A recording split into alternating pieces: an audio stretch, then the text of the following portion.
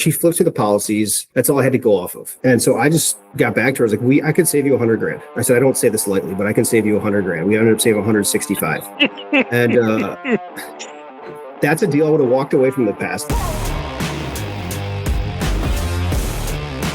Let's talk about what you originally, when you first came over to You Know Who, and kind of what those dynamics were when you first started. About it was a BOR only. And then I really want you to kind of dive in and like figure out when did you start to think outside the box and think for yourself and start to dip your toe into the quoting? And like, what was kind of your wake up call where you're like, oh, hey, maybe I've been overly dogmatic about this? Sure. Okay. So, well, I think my background's interesting because I came from Federated. Right. Insurance, for those who don't know, it's a direct writer. So you can only quote, right? There's no option to AOR anything. So I was there for in the field for 2.5 years ish. Led our region in quote activity every quarter, every year. We put up like 60 quotes a year, right? Just on P&C, also quoted health insurance too. But they also taught us to position ourselves, as like, hey, don't sell on price, you have to quote it, but be prepared to sell higher. So that was my first background, but it was all quoting. Then I moved across the country, get to the former agency I was at for 7 years. And literally the leader there was a super innovative guy, ton of respect for him. And anyways, like during the interview, everything was fine. Get there like the first couple of weeks. And I basically learned that, hey, we don't quote. And this comes from the top. And it's like, quoting's not an option. It's AOR or nothing. And so I didn't even know what AOR stood for. I didn't know. It was just like foreign to me. But the one thing I'd say I had going for me was my attitude. Because I wasn't like, because we also merged with a couple of agencies in town. We took over one that was a construction heavy agency, and all they did was quote. And those guys were like about to have a heart attack, right? They were just constantly pissed off, frustrated. And now I think over the year or two with the merging of the agencies, they eventually saw that, oh yeah, this quoting thing this AOR thing is pretty nice. If I just bring it up and talk about it, I don't have to be, it doesn't have to be such like a redheaded stepchild of a conversation, and so that was interesting. But those guys all had established books, right? That were complaining. They were all around the $1 million plus mark. And so I think that also kind of factors into things when you're trying to grow versus when you're established, because you can be more selective and you can walk away from deals, and when you're older versus when you're younger, trying to like, you don't have gray hair, you're trying to prove yourself. All those things I think matter and are important in this conversation. So anyways, 7 years at that agency, I did fine. I didn't, I think I quoted 1 or 2 deals that were with like Century Insurance, who was a direct writer. So that was it. Over that whole 7 years, I mean, my whole book was all AOR or nothing. We'd always complain a little bit about like, hey, how many more deals could I have written if I, quoted, but we didn't really think much more about it because the younger guys there that were producers, we all that was all we knew. So there was a lot of pros to that. I think you've been on the bandwagon before where you're like, hey, if I started a sales team, I wouldn't even let them quote like the first 2 years. And we've had this conversation off and on over the last 2 years. And I've kind of been like, I don't know if I'd be that dogmatic about it, because now that I've come out of that world, I feel like we're talking about some cult or like religion here. But now that I've come out of that world and have 3.5 years in a world where you can quote or you can BOR, there's no one telling you exactly how to win business. They're just telling you to win business. Don't go out there and just bid work and throw stuff against the wall hoping it sticks, right? Be consultative about it. We want to be strategic when we go after business, but do it however you need to do it. That's all the direction I had. No one said, hey, you can't quote. And actually one of the feedback I got from my marketing team after like my first year was like, hey, don't, like, this was like kind of through our review system, was like, Micah, don't be afraid to quote more. It's okay to lose some deals. And because everything my first year here even was like AOR only. And it was my worst year here out of my first 3 years.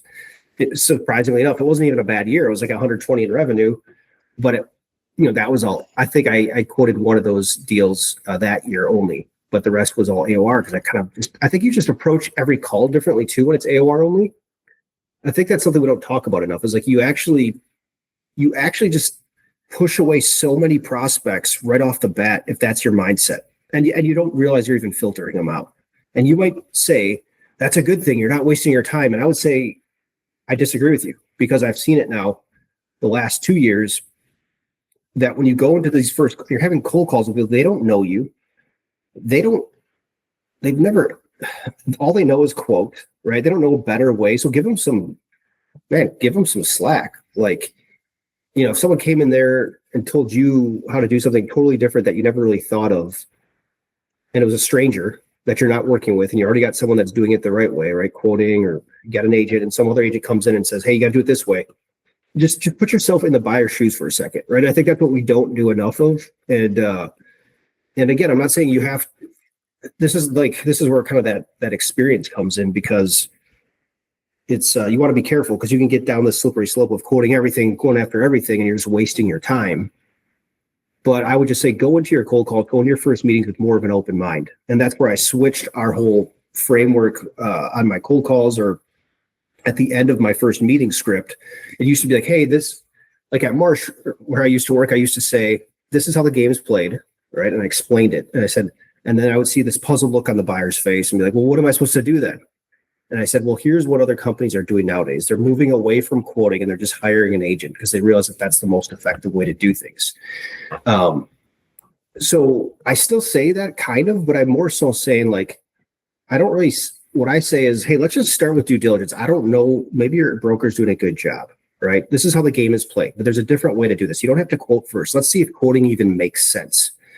Maybe AOR makes sense. Maybe it's quoting, maybe nothing. Maybe I walk away. I don't know until we do some due diligence. And so that's where my first meetings are ending on that note versus prior, my first meetings ended like, you make a choice. Either you can move forward if you're okay AORing, and if not, that's fine. We'll part ways.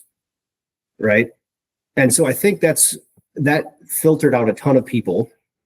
And then even on the cold calls, I remember making cold calls and like, yeah, you could quote our insurance, call me back like in 3 weeks. And then I try to get there and explain on a cold call, first time ever talking to someone, hey, yeah, I'm actually not trying to quote. I just wanted to actually do some due diligence instead. And that kind of works a little bit, but these people are picking up a cold call in the middle of the day.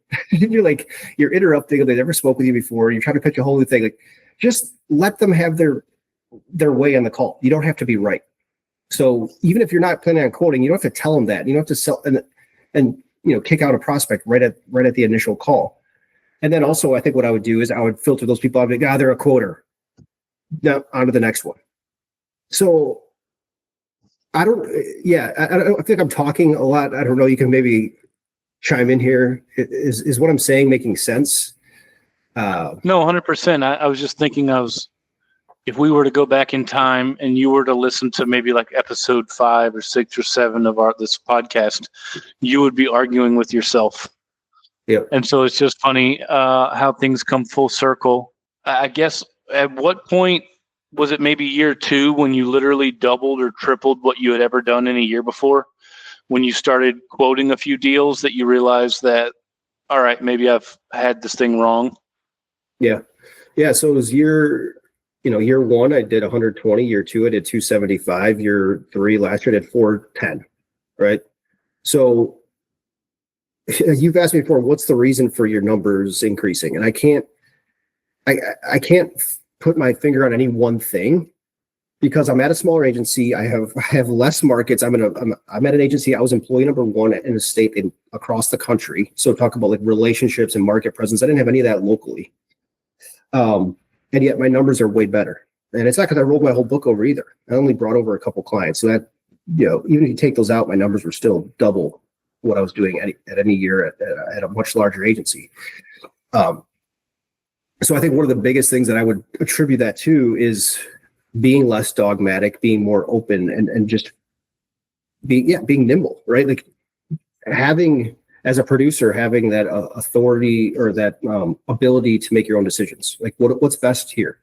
Quoting, BORing, or nothing, or I walk. There's several deals I don't quote, right, when I have the opportunity to still. So I'm still walking away from a lot, but I'm just not walking away as early. Maybe. Unless you can see the red flags, I'm interested. What are you looking at where you are enticed to move forward from a quoting standpoint, and then the red flags where you're like, I'm steering clear of this one? What does that bifurcation look like? Which one is keeping you interested and which one is sending you the other way? My thing, man, is if I can get policies and I got someone, I don't care what they say on the first call.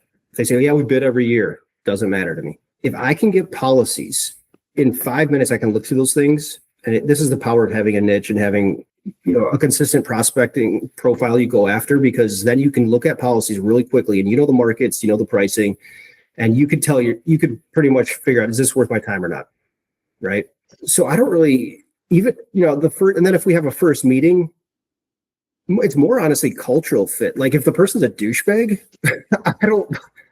I don't necessarily have a desire to work with them, right? It's like, unless they're paying a lot of money for their insurance, maybe I'll make an exception, but like, that's got to be a lot because I just don't like the person. So that's kind of my filter. So it's funny, man. I just look at like a deal I just closed, called the lady for 4 years. I've been calling her. And I could tell it's like your typical contractor, dude, they don't know anything about insurance, man. I've been the same with agent for 30 years. And her work comp comes up separate from the rest of the policies. And I was calling her to try to look at everything. And she's like, hey, we just renewed the comp. I think we're out for the year. Like we're done. We didn't have time again this year. This is the story every year. And I just called her on the phone. I was like, hey, can I just do an assessment? Let me see if you guys are potentially overpaying. That's all I want to do. And she flipped through the policies. That's all I had to go off of. And so there was no meeting with the owner first or whatever. And dude, I saw immediately they were overpaying by a ton. Right. Like I shared this on LinkedIn, like 6 figures. And so I just got back to her. I was like, I could save you $100,000. I said, I don't say this lightly, but I can save you $100,000. We ended up saving 165. And that's a deal I would have walked away from the past because so then I see that I call her right away. I was like, hey, call her Danielle. I was like, Danielle, you are significantly overpaying. Here's my notes. I reviewed it as quickly, called her right away, got on it. I was like, I think you're overpaying. Can we go forward and quote this? There's just 2 or 3 markets that I think I need to go to. That's it. How did you know she was overpaying by that much money? Because I saw her rates and I pulled up 4 other clients in the same risk profile. And I would think in my head, well, there's just must be some losses that I don't know about because I don't have the loss runs. And so you call her up and you think that either A, there's a buttload of losses you don't know about, or B, you're overpaying an arm and a leg. Yeah, well, so part of my research, I get the policies, I look at it, and I'm like, hey, a couple questions for you. And sometimes the research call for me is an email. It's not always like, hey, let's have a formal call. It's like, I have 3 quick questions. So I was like, have you had any claims? And she's like, no, I can't remember one claim. She's been there 20 years, except on work comp. I'm like, that's fine. I'm not even looking at the work comp. And so then I was like, can we talk next week or whatever? Scheduled it real quickly, got on the call, told her this. And I used Loss Run Pro, shout out to those guys, because I wanted to get the loss runs. I'm trying to do this all discreetly, right? I'm trying to play the game because I was like, you know what? This other agent's asleep at the wheel. I'm going to play the game a little bit here. I'm not going to like have them go to their old agent for asking for loss runs because in my mind, that just would tip them off, right? And so that's where sometimes every situation is different. I only literally went to 3 markets. I didn't go blanket the whole marketplace. And we came in and smoked them. Even when you order the loss runs, carrier's still going to tell the agent that they were requested. So what'd you do? Just go reserve as subject to no losses, just like on the GL and stuff? I sent out a submission I had a gut feeling this agency didn't even have the carriers that I had. I think they're a small agency. That's what I think the problem was, right? And I think they only had 1 market, and that's why they've been with them for 6 years. So that's part of the thing. When you're doing the due diligence, what agency are they with, right? Go to that website. Oh my gosh, this is a mom and pop. They probably don't even have access to like half the markets they need. And then I also called the underwriters. Have you ever seen a submission on this? Nope, have never seen that. Okay. So I wasn't really even worried about that whole game of being blocked. And yeah, so this was one that like it doesn't fit the box. You would walk away from this thing, right? Because it doesn't check out, met with the business owner. Nope. AOR, agree to AOR. Nope. Agree to give you all the policies. Nope. They just renewed their work comp. So I was going after not even the full program. And so you look at things and it's like, this would be one you'd walk away from, but this is where you got to be nimble and have it's just wisdom. I don't know, man. Just kind of just knowing the market and the deal that you're looking at to see like, yeah, this looks jacked up. I know we can beat this thing and help them out. It's as much art as it is business or science. Yeah. You know, knowing where to pick your spots. And I think you obviously have gotten really good at that. Yeah. So that's one example, but if I go back over my book over the last, like I said, 3 years and look at, there's several really good accounts I have that I won on quoting. And it was either a lot of times it was really good buyers, but they just couldn't get their head around AOR. And so I kind of I respect people like that. That's the thing, is they're loyal people. So like we have this misconception, I think, that if you win by quoting, they're terrible clients. Some are, don't get me wrong. Some people, if they bid every year, they'll just bid you out every year. But some of these guys that been with their agent several years and they allow you the opportunity to quote for them, that's a big step forward. I mean, and we sometimes get all cocky as agents, like, this is, you don't know what you're doing. And they're just a terrible buyer, tire kicker. It's like, oh man, put yourself in their shoes for a second, dude. They got a 10-year relationship. It's going fine. It's not the biggest pain in the world. But now they've come to the realization that, yeah, maybe we should look around. And for them, maybe you got to do baby steps, right? Not every buyer is ready to take the leap forward. I am still, just on the record, still a believer that AORs make sense 99% of the time, unless, maybe there's a market that they don't have, but not every buyer is at that level. And I get that. And so that's where I've shifted. I used to be like, everyone should meet me where I'm at. Now I'm meeting people where they're at and then going from there. You've had a number of wins lately. You want to go over some of the ones besides the 160K deal? Sure. Yeah. So the other one was just a referral from a guy. So that was pretty easy. But the other two, and one was I cold called, did the due diligence. Again, get the policies right after I get them. That night I looked through them, call her the next day, you're significantly overpaying. I just knew it. Again, she's been with her agent 5 years, carrier 5 years, your agency 10 years, carrier 5 years at least. Never call her. No, we never had a claim. I think you're overpaying by like 50 grand. We ended up saving her 46 grand. So it's like that's the power of knowing the market, but you can't overpromise this stuff. And it can be kind of scary to say. So I when I tell these clients this or prospects, I'm like, I can't promise this, but I in my gut, based on the data I see, I think you are. And so this one, I couldn't AOR. She would have AOR'd it. She actually was like, can we hire you? Can we move forward? I said, I can't AOR. I don't have that market. And so we had to go quote it. And we came in there and quoted it and won it. And you quoted it ENS and it was with standard, or it was with standard and you quoted standard? No, I quoted standard markets. I think we still could have beat it through ENS probably, but no, we beat it through a standard market. And then the third one's kind of funny. These guys all first meetings love their agent, right? Liked their agent enough, but they're business people, right? So they see the idea of doing some due diligence, which is why I like that word. This guy, I call his partner. He's like, man, we're happy. And I was like, I started talking to him. I got him to talk a little bit more. He's like, well, call my business partner. So I call his business partner. He's like, yeah, actually, I'd love to look at the insurance. We're paying an arm and a leg. I'm like, okay. He's like, I love our agent though. I'm just gonna tell you that. So then I tell him a story here, man. I don't know, maybe you're in a great spot. Let me do some due diligence. Gets me all the policies. And I was like, okay. So the strategy on this was a little different because his auto was extremely high, right? So I was like, okay, have you had claims? Yeah, we've had claims. I'm like, okay, sends them over. He's like, but we've this is no. What do you do? Send last year's loss runs? I think so. Or current. No, he said current ones. I look at them. Well, this is something to know about the market. His drivers listed changed. All his losses were with two drivers, no longer with the company. So we go out, I call a wholesale broker that I know in the auto space. I say, hey man, can you compete on this thing? Because if I get this, I'll AOR the rest. So that was my play on this one. He quotes it. We come in 40 grand less. So it's, I show it to the guy. I was like, here you are. He's like, man. How many days out? He's basically a 7-1.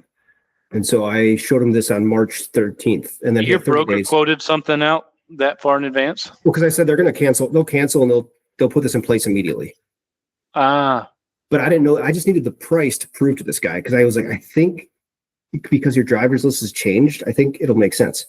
Anyway, so I show that to the guy. And they're like, how do we, man, we love our guy, but business is business. And I said, we got to AOR the rest of it. We'll put this in place now. We'll line up the policies next year. So now I just did that, put that policy in place effective tomorrow, got all the paperwork in. And So all three of these deals are 15K to 20 in revenue, so not huge deals. Now, if I wouldn't have saved them all so much, they'd all be 20 to 25K, but so. That's funny. We talked about that last year. The first couple of deals that you won were like 30, 40, 70. So It's like you're calling a spread of, maybe your floor is 10 or 15 all the way up to 100, 150 in revenue. So who raises their hand is really out of your control inside that spread. So you might look at it and you might say, oh, well, I'm behind off of revenue year to date last year. But in reality, you've actually written more accounts. You just happen by law of large numbers to work on smaller deals than necessarily larger deals. Yeah. No, exactly right. Yeah, because my numbers are like half this year where I was at half of last year, which last year was a really good year, a really good start to the year too. And so it's like kind of frustrating. But this is the power of sticking to it. So every deal I just closed was me grinding the month of January and February, which there was like 1 or 2 days I missed my 40 calls a day. Now this month, March, was way different. I finally started missing some because I started having meetings and you start to have traction going on, which all about. And like here in April, like last week, I missed 3 days. I didn't make a cold call. And then the first 2 days this week, I didn't make a cold call because I had to drive to these proposals and do this stuff. And so I'm trying to, like today, though I've already put in over 20 calls. Yesterday, I put in 43 because I had time to do it. But all this fruit that I'm harvesting right now, and I have more in the pipeline for this month of May and June, was all from efforts just in January. So if you want to, like, perfect, this wasn't stuff I've been calling for years.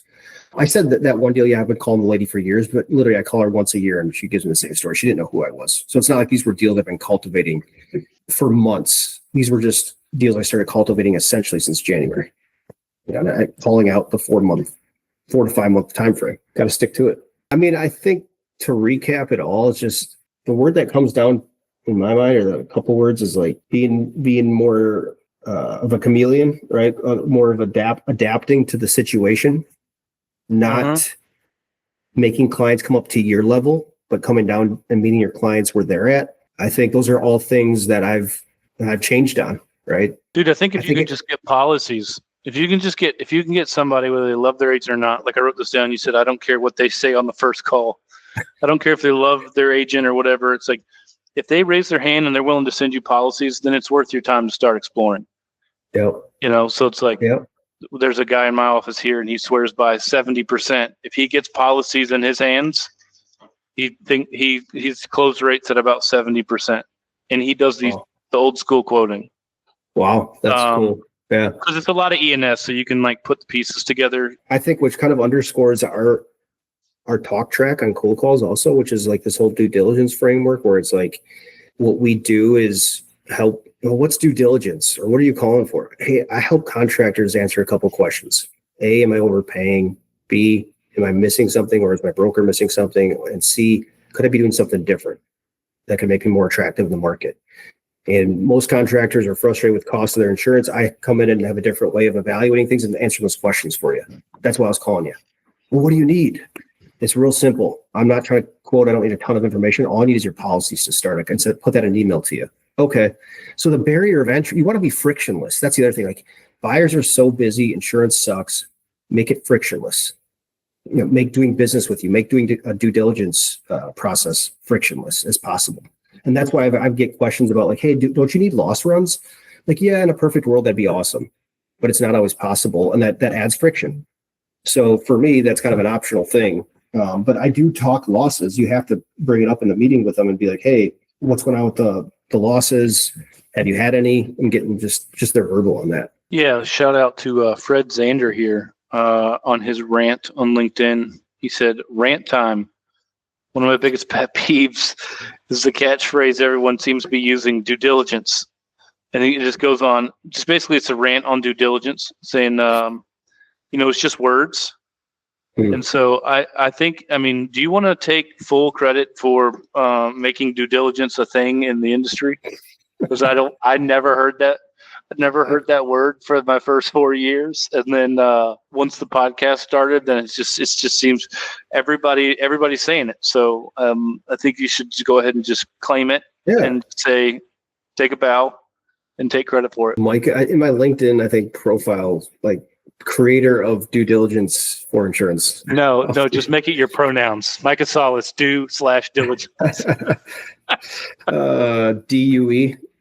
Yeah, I should take credit for it. I mean, I get where your boy Xander's coming from. I guess if he's frustrated, by it, Well, and not at you. I think it's just like, I'm thinking what he's saying is true. It's like resources, like, oh, we have the resources. And it's like, Yep. well, what do you mean by resources? Like he says in his post, like, put them to task. And I think it's true. Like, well, what the hell does resources mean? Correct. And I would ask that. I would actually, if you're out here listening, you're a smaller agency and you're competing against a bigger shop, ask that buyer to ask that other agent that's claiming they can do all of this stuff.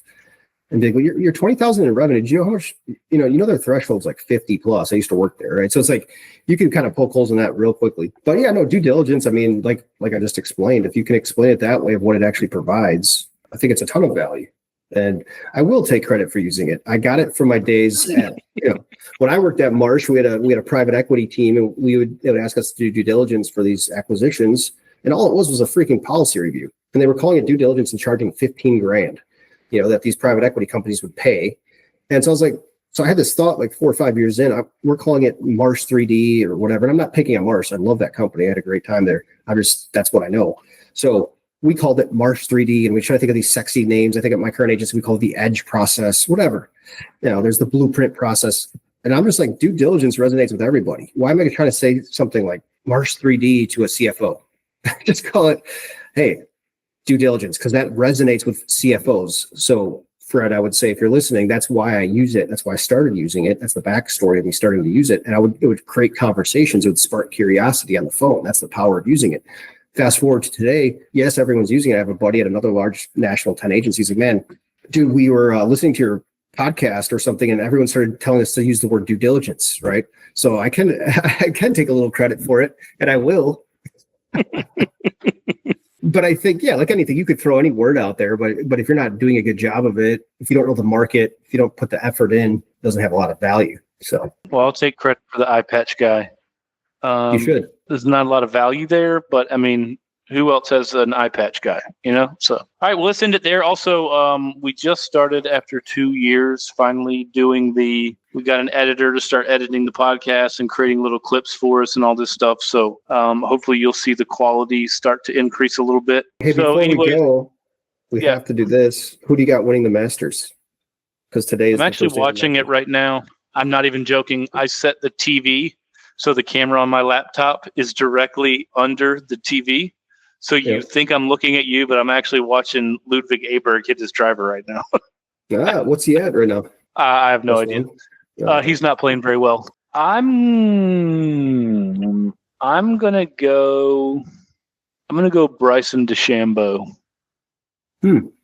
Is Rory McIlroy needs this to complete his deal, right? Grand Slam. Yep. I don't know. I haven't even seen the scores yet, so I don't know if he's started or teed off yet.